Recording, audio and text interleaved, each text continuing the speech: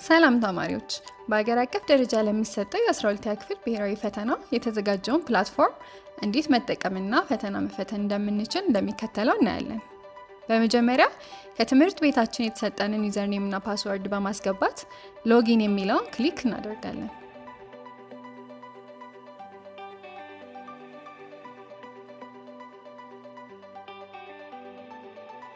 በመቀጠል አሁን የተጠቀምንበትን ፓስወርድ እንድንቀይር የሚጠይቅ መልእክት ይመጣልናል። ከረንት ፓስወርድ የሚለው ላይ አሁን የተጠቀምንበትን ፓስወርድ እናስገባለን። ኒው ፓስወርድ የሚለው ላይ ከዚህ በኋላ ወደዚህ አካውንት ለመግባትና ፈተናውን ለመፈተን በምንፈልግበት ጊዜ የምንጠቀመውን የራሳችንን አዲስ ፓስወርድ ክሬት እናደርጋለን። አዲስ ክሬት የምናደርገው ፓስወርድ 8 ካራክተር ሊኖረው ይገባል። 1 ካፒታል ሌተር፣ 1 ስሞል ሌተር፣ ቁጥር